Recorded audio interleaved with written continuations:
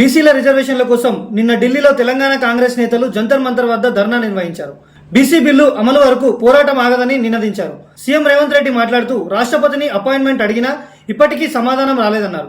బీసీలకు న్యాయం కోసం గల్లీ నుంచి ఢిల్లీ దాకా పోరాడతామని స్పష్టం చేశారు. బీసీలకు 42% రిజర్వేషన్లు ఇవ్వాలంటూ ఢిల్లీలో జంతర్ మంతర్ వద్ద సీఎం రేవంత్ రెడ్డి నేతృత్వంలో కాంగ్రెస్ ధర్నా నిర్వహించగా బీజేపీ నేతలు తీవ్ర విమర్శలు గుప్పించారు. ముస్లింలను బీసీ రిజర్వేషన్లలో కలపొద్దని బీజేపీ డిమాండ్ చేస్తుండగా రెండు పార్టీల మధ్య మాటల యుద్ధం పెరిగింది.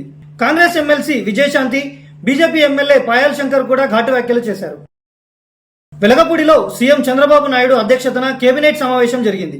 ఇందులో పలు కీలక అంశాలపై చర్చ జరిగింది. స్త్రీ శక్తి పథకంలో భాగంగా మహిళలకు ఉచిత ఆర్టీసీ బస్సు ప్రయాణం ప్రారంభించినట్లు సీఎం ప్రకటించారు. ఆగస్టు 15న ఈ కార్యక్రమానికి అందరూ హాజరు కావాలని మంత్రులను ఆదేశించారు. సింగపూర్ పర్యటన విషయాలను కూడా ఈ సందర్భంగా వివరించారు.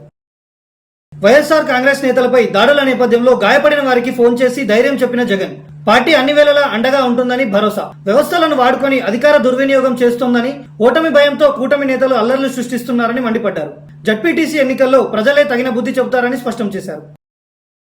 జంతర్ మంతర్ లో కాంగ్రెస్ బీసీ ధర్నాపై కేంద్ర మంత్రి కిషన్ రెడ్డి స్పందించారు. గాంధీ కుటుంబాన్ని పొగడడానికే ఢిల్లీ సభ పెట్టుకున్నారని ఎద్దేవా చేశారు. రాష్ట్రంలో రాజకీయ ఒత్తిడిని ఎదుర్కొనడానికే సీఎం రేవంత్ రెడ్డి గాంధీ ఆశీర్వాదం కోసం ప్రయత్నిస్తున్నారని విమర్శించారు. Tollywood actor Vijay Deverakonda betting app promotion కేసులో బుధవారం ఈడీ విచారణకు హాజరయ్యారు. హవాలా డబ్బుల అనుమానంపై అధికారుల ప్రశ్నలు ఎదుర్కొన్నారు. మీడియా ప్రశ్నలకు టైంపాస్ ప్రశ్నలు వద్దు అంటూ స్పందించారు. ఇప్పటికే ప్రకాష్ రాజ్ విచారణకు హాజరయ్యారు. రానా, మంచు లక్ష్మిలకు కూడా నోటీసులు జారీ అయ్యాయి.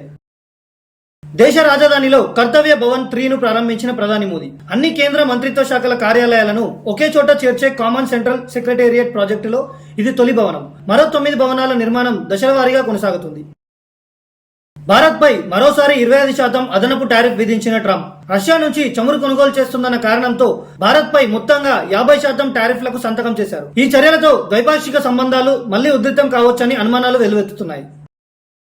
ఉత్తరాఖండ్లోని ఉత్తరకాశీ జిల్లా ధరాలి వద్ద మంగళవారం ఆకస్మిక వరదలతో 4 మృతి చెందారు. మరికొంతమంది గల్లంతయ్యారు. ఇప్పటి వరకు ఒక మృతదేహాన్ని వెలికితీశారు. ఘటనా స్థలాన్ని సీఎం పుష్కర్ సింగ్ ధామీ పరిశీలించారు.